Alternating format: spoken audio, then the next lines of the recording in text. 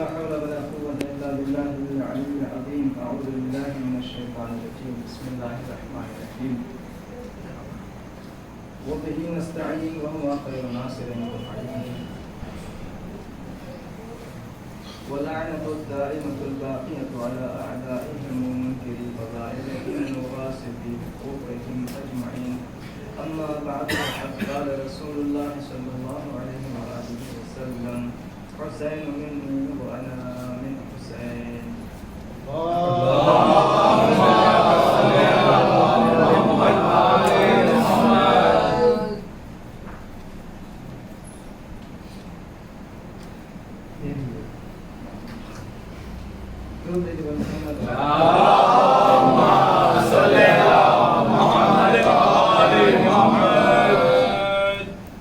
पैगम्बर अकरम का इरशाद गिरामी है कि हुसैन मुझसे हैं और मैं हुसैन से हूँ.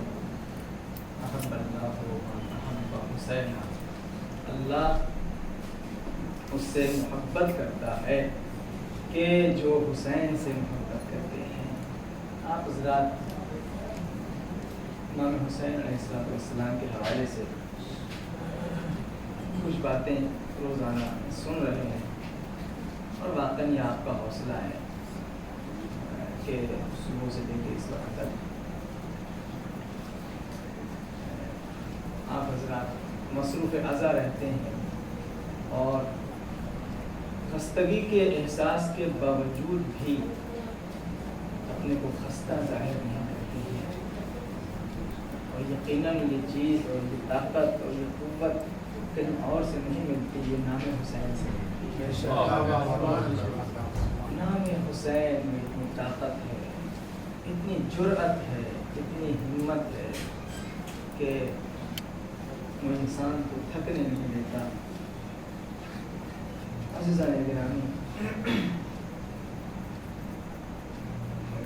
रिवायत में है कि मन बका और अबका और तबाका अलल हुसैन फलहुल जन्नह, कि जो शख्स हुसैन पर रोए या रुलाए और या रोने जैसी सूरत बनाए, फलहुल जन्नह, उसके लिए जन्नत वाजिब है.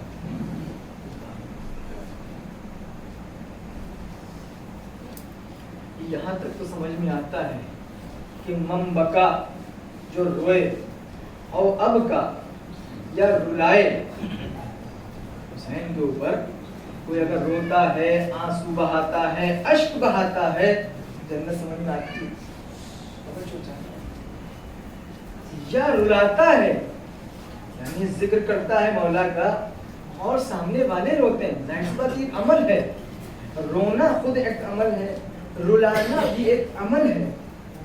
इसका अज्र मिले समझ में आता है. लेकिन तबाह का रोने जैसी सूरत बनाए, जो चाहता हूँ ना रोया है ना रुलाया है. ये हुसैन का खासा है. आप नमाज पढ़ रहे हो और नमाज ना पढ़ें, खाली नमाज जैसी शक्ल बना लें. आप नमाज ना पढ़ें, नमाज जैसी शक्ल बना लें. कभी रुकू कर लिया, तो कभी सजदा कर लिया, या कभी सजदा कर लिया, कभी तशहुद पढ़ लिया, या नियत नहीं की आपने, वैसे अपना खड़े हो गए, उठा बैठे लगाने, सवाब मिलेगा? तो हो जाता. कितनी अजीम इबादत है नमाज. लेकिन और कोई और दूसरी बात लीजिए, मैं मिसालों में नहीं जाना चाहता. किसी भी इबादत में आपको उस वक्त सवाब मिलेगा जब आप उस इबादत को अंजाम देंगे, लेकिन अंजाम देने की शक्ल बनाने पर सवाब नहीं मिलेगा. ये खासियत है सिर्फ जिक्र हुसैन की और गमे हुसैन की कि जहाँ रोने पर भी सवाब है, रुलाने पर भी सवाब है. और अगर रोना रुलाना ना आ सके, रोने जैसी शक्ल बना लो, खुदावंद आलम सवाब अता करेगा.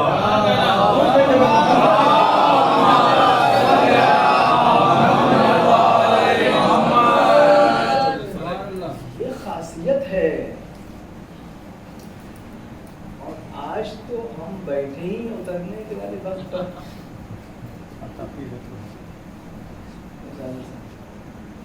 आज آج تو ہم بیٹھے ہیں اس وقت جو محترمہ روزی غریب ابھی ہم نے غریب دیکھی. خیر درود بھیجتے پر محمد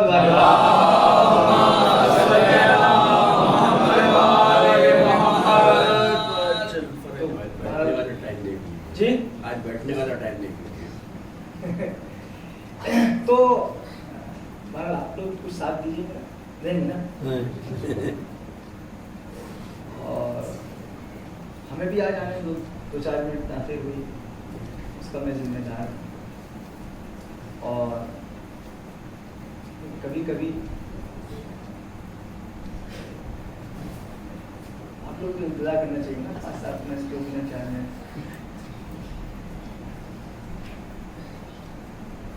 صاحب تو کبھی کبھی آ کے بیٹھ جاتے ہیں 10 منٹ پہلے 20 منٹ پہلے. لیکن کبھی کبھی مجبوری میں ہوا کام آ گیا. ایک منٹ درود بھیجنے پر محمد.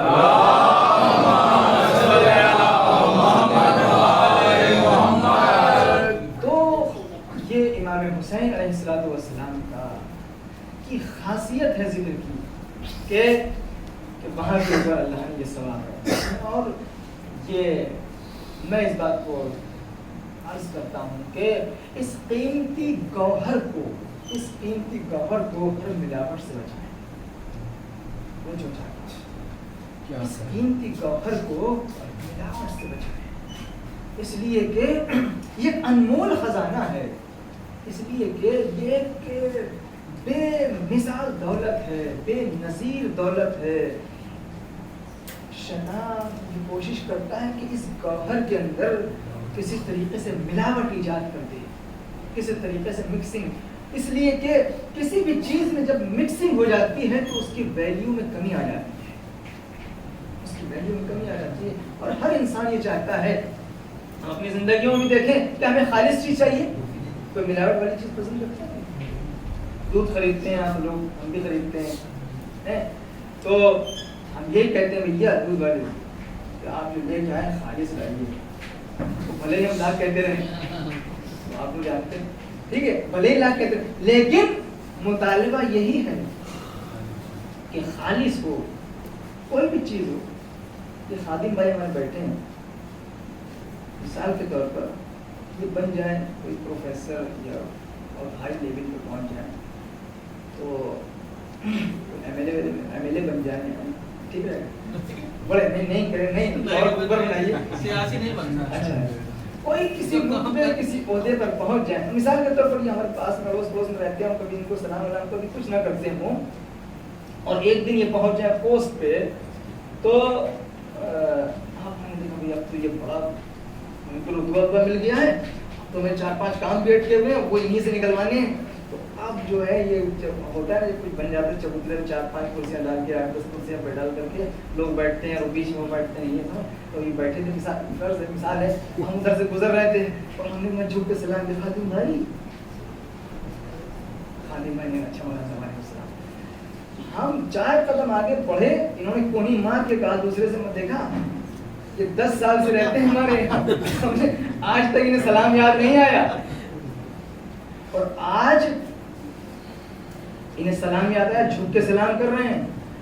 اور اتفاق سے یہ کہ بدقسمتی ہماری کہ اگلے دن ہم کوئی کام بھی لے کے پہنچ گئے ان کے پاس, تو وہ مہر بھی لگ گئی کہ دیکھا وہ جو سلام تھا نا وہ سمجھ میں آ گیا کس وجہ سے تھا.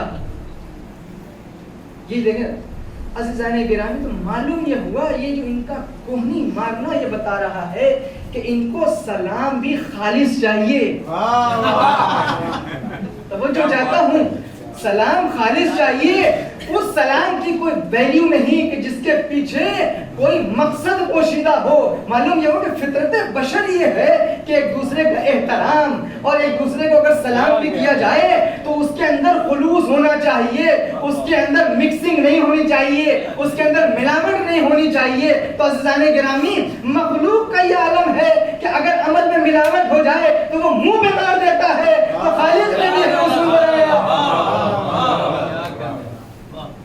اس کا بھی یہی اصول ہے کہ جب تمہارا یہ اصول ہے کہ ملاوٹ ہو جائے گی تو کوئی ویلیو نہیں, تو بتاؤ اگر عمل کے اندر ریاکاری لے کر کے آؤ گے, اگر عمل کے اندر ملاوٹیں لے کر کے آؤ گے, تو بھلا میری بارگاہ میں کیسے قبول ہو سکتے ہیں. درود بھیجتے ہیں محمد.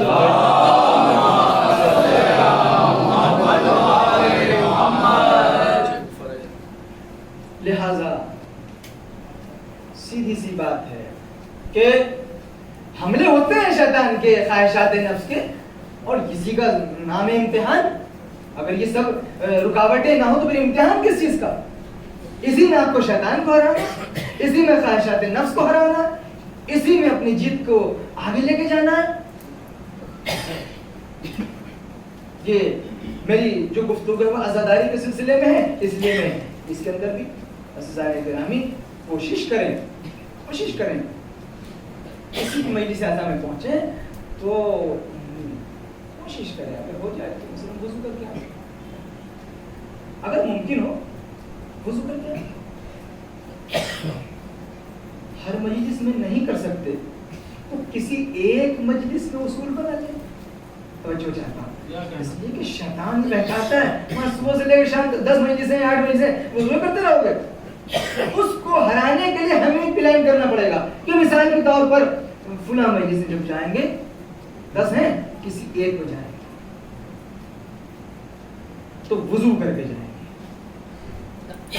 اس لیے کہ رفتہ رفتہ ہی انسان تقوی اور پرہیزگاری کے منزل سے قریب ہوتا ہے.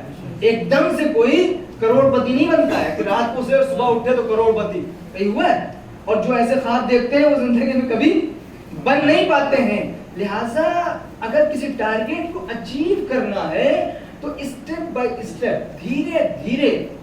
آپ مثال کے طور پر گریجویشن کرتے ہیں تو کیا ایک ہی سال میں کر لیتے ہیں؟ اور کیا ہوتا ہے ایل کے جی نرسری کہاں سے شروع کرتے ہیں پڑھنا؟ دھیمے دھیمے دھیمے دھیمے وہ فرسٹ سیکنڈ تھرڈ فورتھ اس طریقے سے جا کر کے وہ 15 16 17 کتنے سال لگ جائیں کچھ نہیں معلوم. تو ایک ٹارگیٹ کو اچیو کرنے کے لیے ضروری ہے کہ اسٹیپ بائی اسٹیپ ساری منزلوں کو طے کیا جائے. باقاعدہ ایک پروگرام اسکول آپ کو دیتا ہے، اس پروگرام کے تحت آپ ہر سال پڑھائی کرتے ہیں، ہر سبجیکٹ کو ہر سال دھیرے دھیرے اوپر بڑھایا جاتا ہے، اور طالب علم اور اسٹوڈنٹ ڈیلی روٹین میں ہوم ورک کرتا ہے، ڈیلی روٹین اسکول جاتا ہے، ڈیلی روٹین میں وہ بیٹھ کر کے گھر میں پڑھائی کے لیے ٹائم دیتا ہے.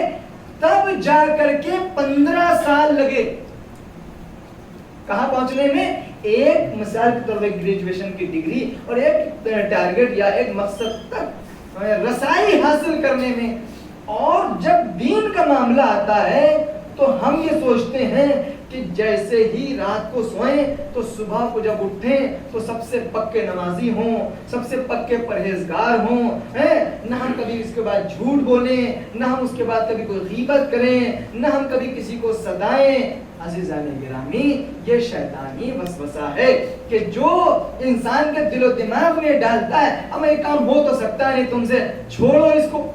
توجہ چاہتا ہوں. تو جس طریقے سے دنیاوی ٹارگیٹ کو حاصل کرنے کے لیے ایک پروگرام ہونا ضروری ہے، اسی طریقے سے دینی معلومات اور تقوی اور پرہیزگاری کی منزل تک پہنچنے کے لیے بھی ایک پروگرام ہونا ضروری ہے. توجہ چاہتا ہوں. ضروری ہے کہ انسان ایک پروگرام مرتب کرے. اسی پروگرام کا ایک جز میں نے بتایا کہ انسان ساری نمازوں میں، ساری مجلسوں میں اگر نہیں جا سکتا باوضو ہو کر کے تو کم سے کم کسی ایک میں.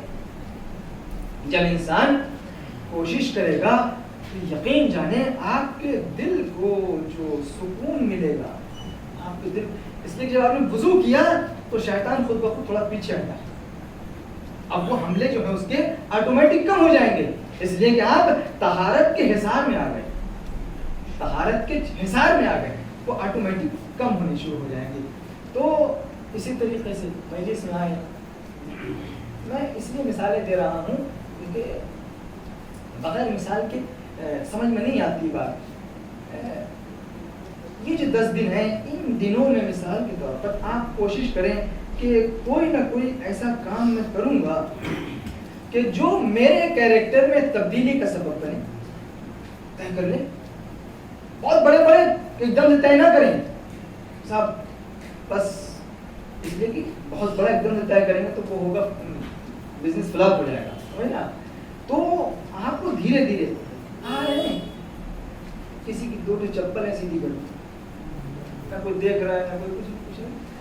یہ نفس کی تربیت ہوگی اس سے کہ آپ نے کسی کی چپل سیدھی کی. قربتاً اللہ سن لیجیے, ہاں قربتاً اللہ, یہ دماغ میں پہلے رہے, قربتاً اللہ, شہرتاً الناس نہیں.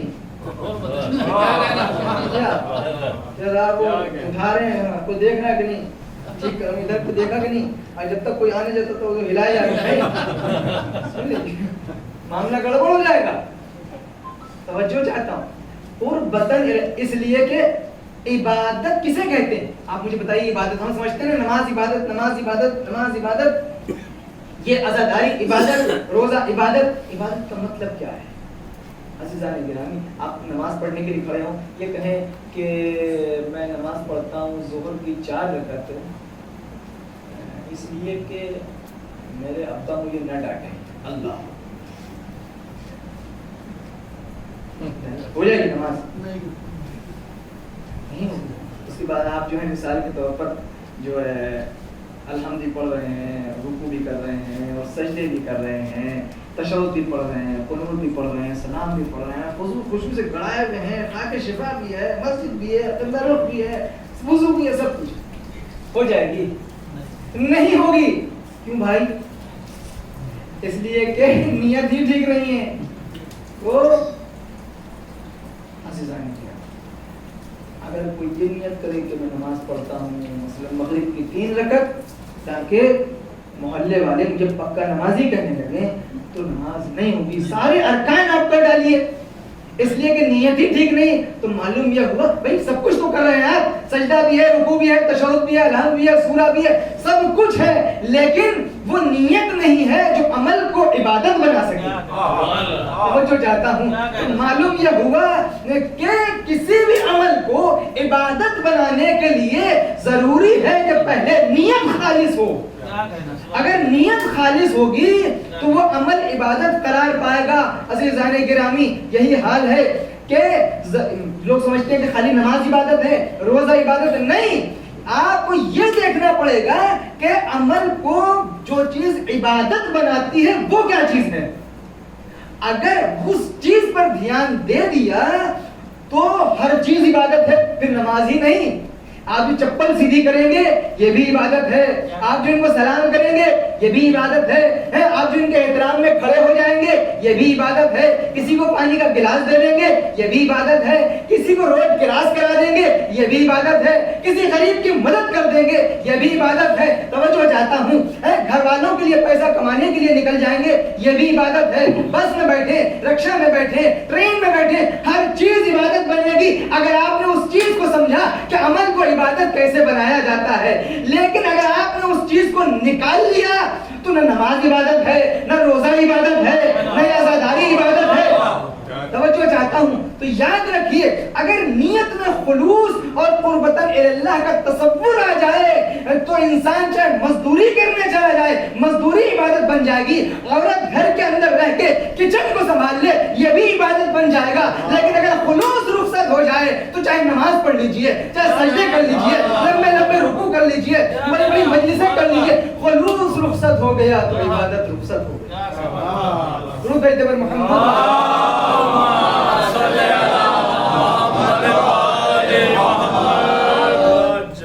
رخصت ہو گئی. خواتین جو گھر کی ہیں وہ بھی اس بات کے اوپر توجہ دیں کہ عمل کو عبادت بنانے کی کوشش کریں. اور کچھ نہیں کرنا ہے, کوئی پہاڑ نہیں کھود کے لانا ہے عبادت بنانے کے لیے, کسی اور صرف سوچنا ہی تو ہے کہ بھیا صبح سے لے کے شام تک کام ویسے بھی کرنا ہے, سوچو چاہے نہ سوچو. بالکل سمپل کام ویسے بھی کرنا ہے. جب کرنا ہی ہے تو اس کو عبادت بنا کے کرو. یہ تو بے وقوفی ہو گئی نا کہ آدمی کام بھی کرے اور وہ پھر ایک ایکسرسائز ہی رہے. صرف توجہ چاہے انسان کام بھی کرے اور وہ عبادت کا درجہ بھی حاصل نہ کر سکے, وہ صرف ایک ایکسرسائز رہے. اور ایکسرسائز پہ پھر یہ بات یاد آئی کہ جب انسان سوچ ٹھیک نہیں کرتا پھر سامنے والے سے تعریف کا متمنی رہتا ہے. توجہ چاہتا ہوں, یہ بہت بڑی مشکل ہے کہ میں نے بہت اچھی مجلس پڑھی, سمجھا, اور کسی نے سبحان اللہ نہیں کہا تو کیا مصیبت ہے, اتنی اچھی مجلس پڑھ رہا ہوں, کوئی بابا نہیں کر رہا ہے. سمجھ رہے ہیں کیوں؟ اس لیے کہ مجلس میں بابا کے لیے پڑھ رہا ہوں. توجہ چاہتا ہوں کیونکہ مجلس میں سبحان اللہ سننے کے لیے پڑھ رہا ہوں, لیکن اگر نیت بدل دوں, قربتاً اللہ کی نیت کر لوں, تو پھر نہ کسی کے تنقید کی فکر رہے گی, نہ کسی کی تعریف کی فکر رہے گی. توجہ چاہتا ہوں. یہی حال دنیا میں خواتین کے لیے عرض کر رہا تھا کہ کام صبح سے آپ چائے بنانا ہی ہے, کھانا پکانا ہی ہے, انتظام کرنا ہی ہے, بچوں کو تیار کرنا ہی ہے. تو یہ جب کرنا ہی ہے تو سمپل نیت ہی بدل دو. تو لہٰذا جب نیت بدل کے قربتاً اللہ, اب چاہے ساس تعریف کرے چاہے نہ کرے, اب چاہے شوہر تعریف کرے یا نہ کرے, اب محلے والے چاہے اچھا کہیں چاہے برا کہیں, اس لیے کہ اندر سے آپ کو ایک طاقت ملی ہے کہ میں نے جو کام کیے ہیں یہ محلے والوں کے لیے نہیں, شوہر کے لیے نہیں, ساس کے لیے نہیں, سسرال والوں کے لیے. قربتاً اللہ اگر کوئی کچھ نہ بھی دے, کم سے کم میرا مالک تو دیکھ رہا ہے. درود بھیجو محمد.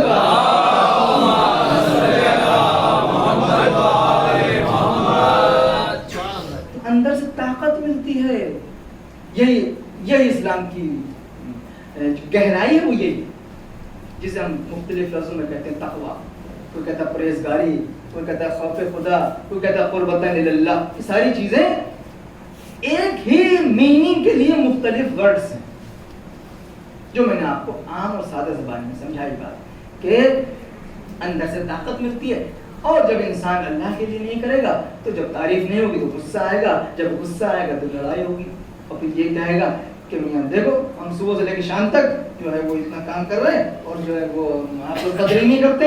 آپ کے یہاں تو چاہے جتنے ہم جو ہے زور لگا دیں اور کتنی محنت کر ڈالیں اور کچھ بھی کر ڈالیں, اور زندگی آپ کے لیے ختم کر دی, اور زندگی آپ کے لیے قربان کر دی, اور یہ کر دیا وہ کر دیا, اور آدھے کے خوشی نہیں ہوتے, آدھے کے راضی نہیں ہوتے, آدھے کے آپ کے شکوے ختم نہیں ہوتے, آدھے کے آپ کی شکایتیں تمام ہونے کا نام نہیں لیتی.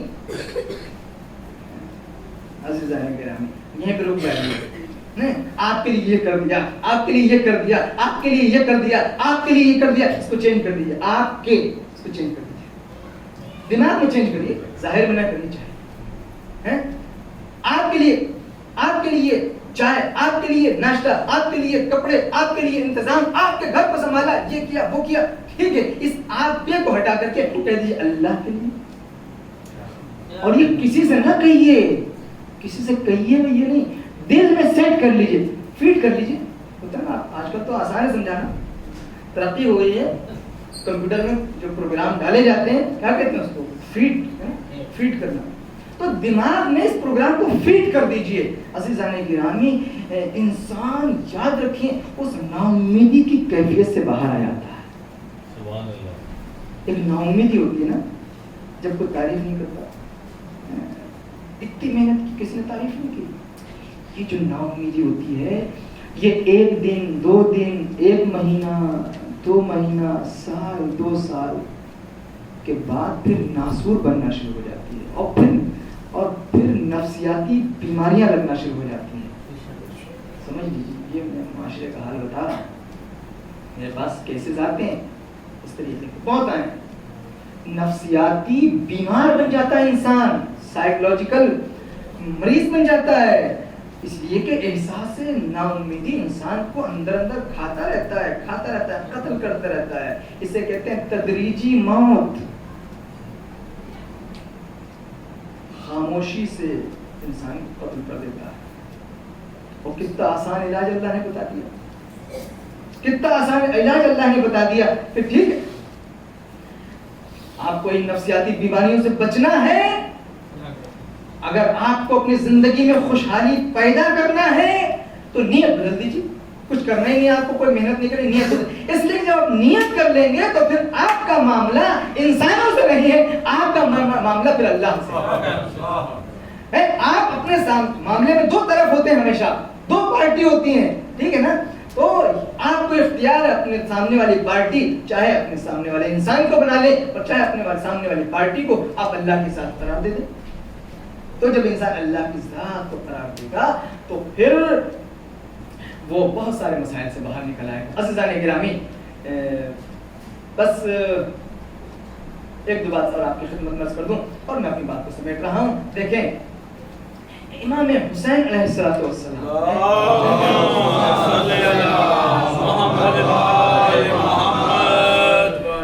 آپ کے ساتھ خواتین بھی تھی، بچے بھی تھے، غلام بھی تھے، بیٹے بھی تھے، اولادیں بھی تھیں، لیکن آپ کو کہیں نہیں ملے گا کہ کہیں پر کسی خاتون نے ساتھ دینے میں تھوڑی سی کمی کی ہو،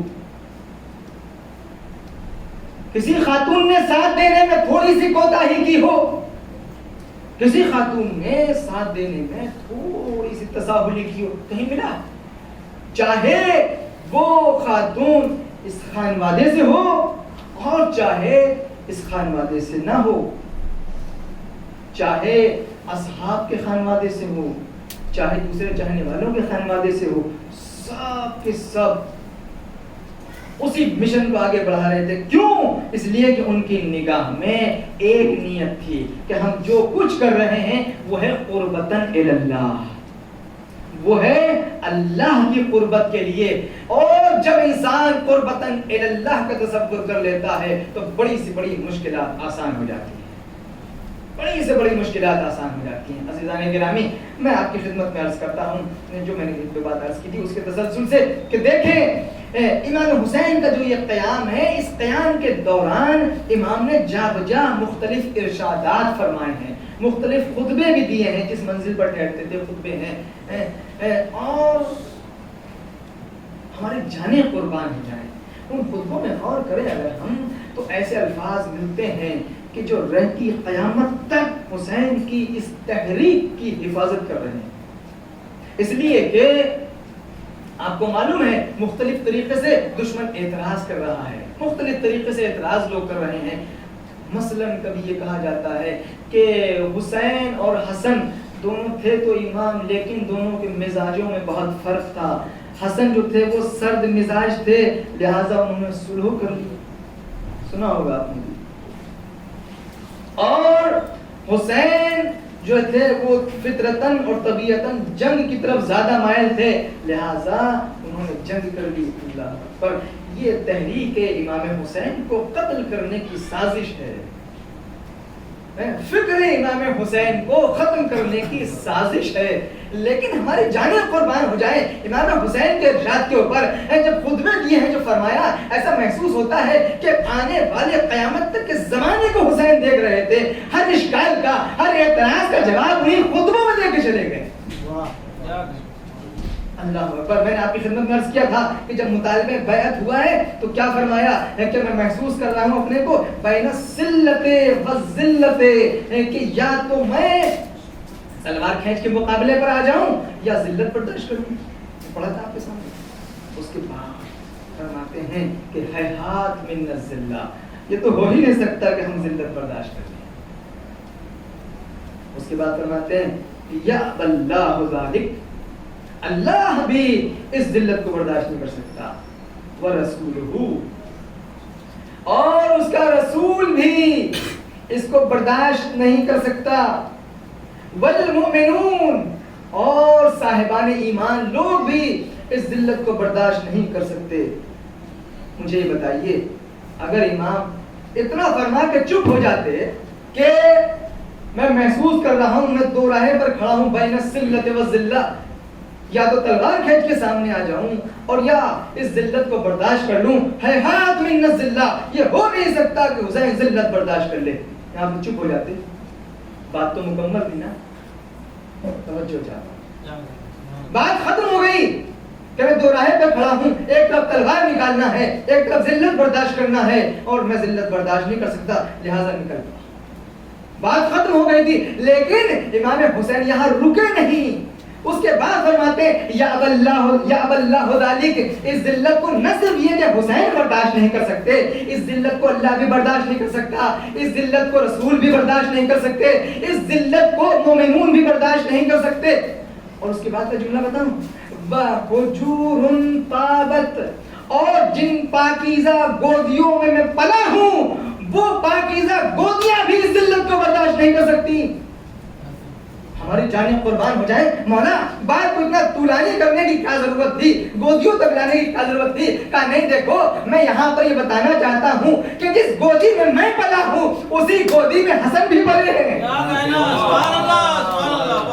توجہ چاہتا ہوں وہ حجور طاقت اور وہ پاکیزہ گودیاں جس میں پلا ہوں وہ بھی برداشت نہیں کر سکتی مولا کیا ضرورت تھی گودیوں کا ذکر کرنے کی کہا نہیں مجھے معلوم ہے کہ آنے والے زمانے میں صلح حسن کو لے کر کے تحریک حسین کے اوپر اعتراض کیے جائیں گے لہذا میں اسی زمانے میں ان کی زبانوں کو بند کر دینا چاہتا ہوں کہ یاد رکھو حسین اور حسن میں کوئی فرق نہیں ہے اگر حسین حسن کی جگہ ہوتے تو صلح کرتے اگر حسن حسین کی جگہ ہوتے تو کربلا کو گرم کر دیتے درود بھیجنے پر محمد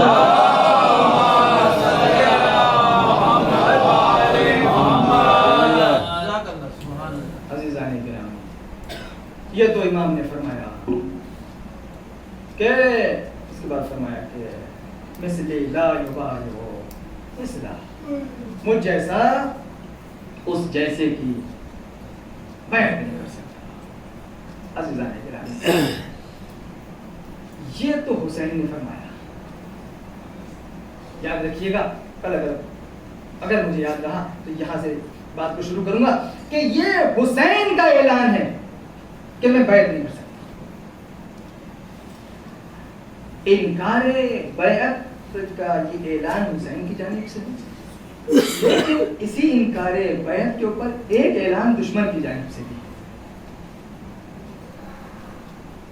وہ دشمن کون ہے عمر صاحب اس نے بھی اعلان کیا ہے وہ کیا اعلان کیا انشاءاللہ کل آپ کی خدمت میں عرض کروں بس میں آج بات کو مسائل کی طرف لے کے آتا ہوں دیکھیں حسین نے بیعت نہیں کی تو بھلا کیسے بیعت کرنی حسین نمائندے تھے اللہ کے حسین نمائندے تھے رسول اللہ کے حسین نمائندے تھے آدم کے حسین وارث تھے نوح کے حسین وارث تھے انبیاء کے اسی لیے تو کہتے ہیں نا زیارت وارثہ میں کہ اے آدم کے وارث تمہارے اوپر ہمارا سلام اے نوح کے وارث تمہارے اوپر ہمارا سلام اللہ اللہ زیارت سائر شہداء کربلا بھی آپ پڑھتے ہیں اس لیے کہ امام حسین کے جو اصحاب تھے جو سارے شہید تھے انہوں نے کوئی کسر نہیں باقی رکھی اور نہ صرف یہ کہ حسین کے ساتھیوں نے کسر باقی نہیں رکھی بلکہ حسین نے بھی اپنے ساتھیوں کو عزت دینے میں کوئی کسر باقی نہیں رکھی کس کس کو روئیں ایک دن میں 72 چلے گئے حسین ایک دن میں 72 حسین کا کنبہ زہرا کا کنبہ اجڑ گیا صبح سے لے کے عصر تک سناٹا ہو گیا اس حسین کے دل سے پوچھے کہ جب عاشور کا سورج نکلا ہے تو سامنے مسلم بھی ہے مسلم ابن اوسجا بھی ہے سامنے حبیب ابن مظاہر بھی ہے سامنے جون بھی ہے سامنے ابو سمامہ سیداوی بھی ہیں کس کس کو ہم روئے کس کس کا ماتم کریں مولا آپ کے چاہنے والوں کا نہیں سب کا تذکرہ ہو سکتا مولا ہم سب کا نام لے کر کے کوشش کر رہے ہیں کہ کم سے کم ان کا تذکرہ ہو جائے اللہ اللہ ارے جناب جون جو حبش کے رہنے والے تھے جن کا رنگ کالا تھا جب وہ چاہنے والے امام کے پاس آئے اور اجازت مانگی تو میرے مولا نے اجازت نہیں دی کیا فرمایا تھا کہ فرمایا کہ اے میرے جان میں نے تمہیں سجاد کی خدمت کے لیے روک رکھا ہے ایک مرتبہ جان جہاں سجاد کی خدمت میں آ گئے آواز دی آقا آپ کی خدمت کے لیے مولا نے روکا ہے بتائیے آپ کے بابا پہ قربان ہو جاؤ یا آپ کی خدمت کے لیے رک جاؤ سید سجاد نے غش سے آنکھیں کھولی کہا جاؤ میرے بابا پہ قربان ہو جاؤ اللہ اکبر آئے لیکن پھر بھی مولا اجازت نہیں دے رہے تھے تو عجیب فقرہ کا مولا کیا آپ مجھے اس لیے اجازت نہیں دیتے کہ میرا رنگ کالا ہے کیا میرا رنگ کالا ہے مولا اس لیے اجازت نہیں دیتے کہ میرے پسینے سے بو آتی ہے ارے جاؤ یہ تم کیا کہہ رہے ہو بلا حسین نے تو غلام علاقہ کا فرد ہی مٹا دیا تھا اللہ اکبر.